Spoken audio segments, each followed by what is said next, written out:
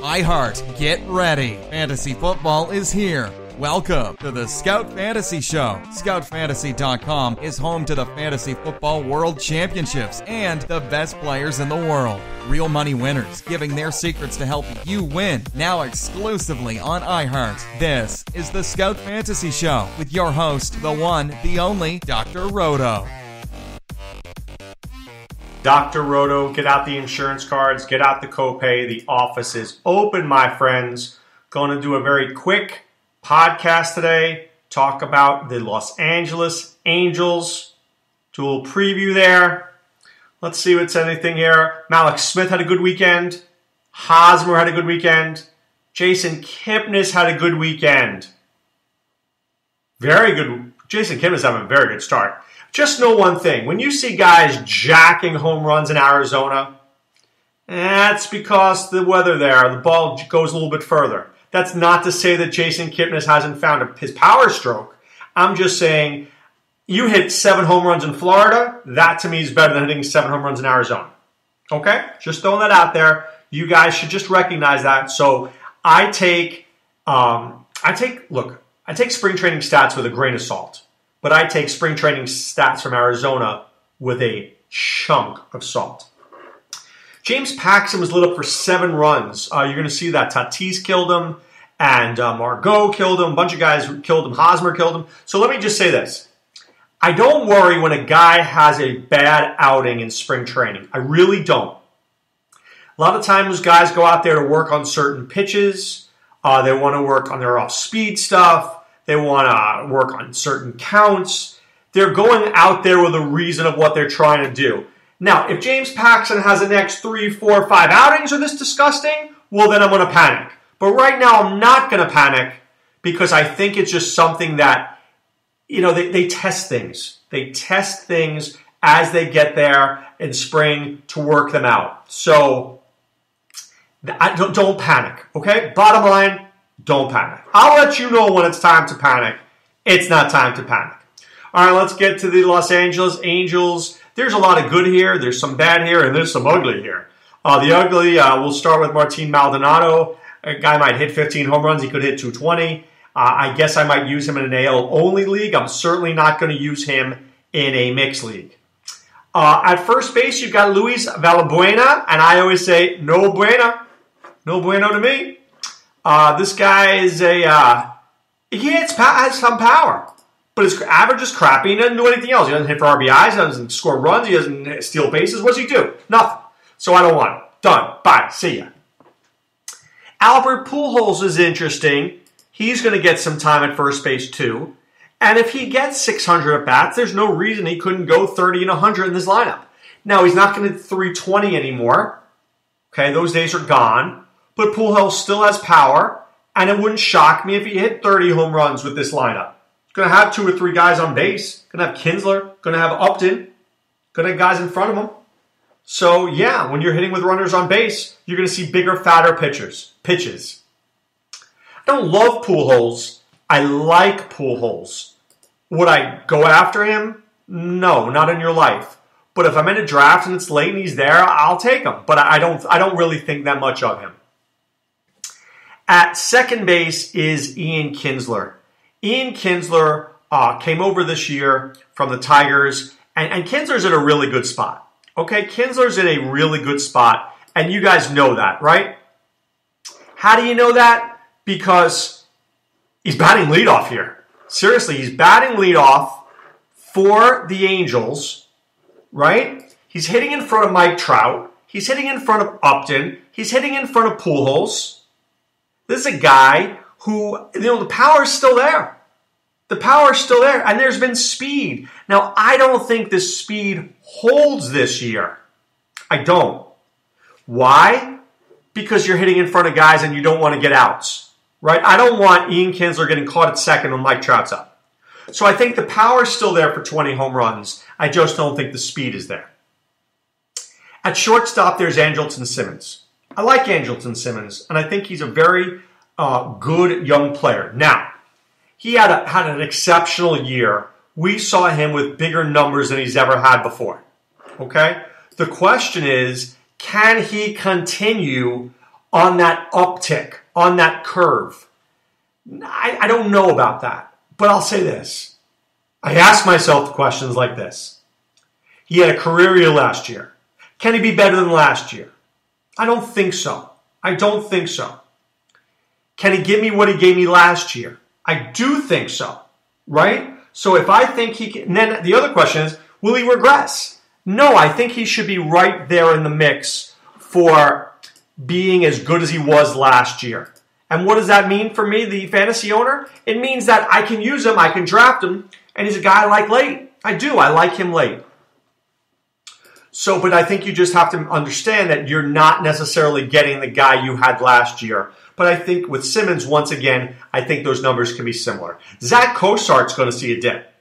First of all, he's not in the Great American Small Park anymore. That's a great park to hit. And I think he just had a big year. I don't think he's as good a hitter as he seemed. So that's a guy whose numbers I'm going to knock off 15 to 20%. Doesn't mean I don't like him. I'm just going to knock his numbers 15 to 20%. I don't think he's that good, right? I don't think he's that good. I think he's okay. I just don't think he's that special, right? So I'm not going to go in on Zach Cozart. A lot of people will. I won't. I will tell you who I will go in on is Justin Upton. I think this is Justin Upton's year. I do. I think this is Justin Upton's year. You know, he's in a perfect spot in that batting order, right? Hit in front of Mike Trout. Not in front, behind Mike Trout, excuse me. Behind Kinsler. This guy's got opportunity galore. He's got power. He's got speed. He's got a 5-year deal. He's in a great place to succeed. Could he get me 100 RBIs and 100 runs scored? Yeah, I think he really can. I think he's a very good player this year who, if you can get him in the 4th round in your draft, you're going to do a great job. Mike Trout, #1 player in fantasy baseball. I don't think there's much I need to say here. If you didn't know that Mike Trout is #1 player, maybe you should be playing fantasy football right now. Just go, study the combine, see what's going on. Jarvis Landry's getting traded. Pay attention to that. If you don't know Mike Trout's the guy, don't be playing fantasy baseball. Cole Calhoun is a 3rd outfielder, and he annoys me. Because I want Cole Calhoun to be better than he is. Because I think he should be better than he is. But I get from him, 20 home runs, 75 RBIs, 80 runs scored, hits me about 250. That's who he is. He's 30 years old. It's not getting better. It's not getting better. That's exactly who he is. Now let's talk a little bit about Shohei Otani. Otani is a pitcher and a hitter. Really the first time since Babe Ruth that we've seen this. Now, Otani is going to pitch in a 6-man rotation. He's going to get 160 innings. So let's just assume Otani pitches on Monday, right? Next time he's pitching is most likely going to be on, right, Tuesday, Wednesday, Thursday, Friday, Saturday, probably Sunday. So I say if he pitches Monday, he rests Tuesday, probably rests Wednesday, gets to hit Thursday, Friday, sits Saturday, pitches Sunday. So my guess is, if I have to guess about Otani, he starts 1 game a week as a pitcher and starts 2 games a week as a hitter. Maybe 3. Maybe. Certainly a pinch hitting opportunity, something like that. So I would think that he's clearly pitcher 1, hitter 2. Pitcher 1, hitter 2. That's my opinion. And I love him as a pitcher. I do. I love him. I think he's a really great pitcher. I think guys from Japan who come over to America are unhittable the first year or so. They're unhittable. Their deliveries are funky. The American hitters strike out. I mean, that's what it looks like when they're up to the plate. They just don't know what they're doing. So, yeah, I'm a big Otani fan, and I took him in a couple of drafts, and I will take him in as many as I can. I like Garrett Richards, too. This guy's a beast when he's healthy. He's just never healthy. I mean, really, when he pitches, he's sensational. Last 2 years, 6 starts, about 65 innings. Seriously. But he's got 49 hits in those innings. Not that 22 walks. And a bunch of strikeouts. He's a great pitcher when he's healthy. I would take a chance on Garrett Richards late. I really do. Shoemaker, no thanks. Tyler Skaggs, Maybe. Another guy who can't stay healthy. But I'm in on Otani and I'm in on Garrett Richards. I am. Blake Parker is an example to me of a one-hit wonder. I know he was the Angels closer last year and his whip was microscopic, .83. But is he really this good? How come I'd never heard of him before then? Seriously, if he was this good, why didn't I know him that well? I mean, I know he was good back in 2013, but I don't know. I'm not going to buy into it.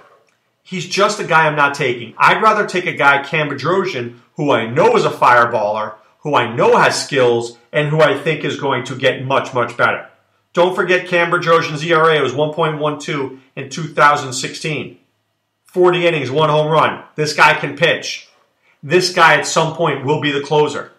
I'm not buying into Parker. I'll tell you to buy Bedrosian. I will buy skills. I will buy skills over position. Not worried that Bedrosian's not starting. It's okay. Parker starting, I'm not interested. One-hit wonder. Right? Let him do it a second time before I'm convinced. Does it a second time, then I'll be very convinced. And I'll be wrong.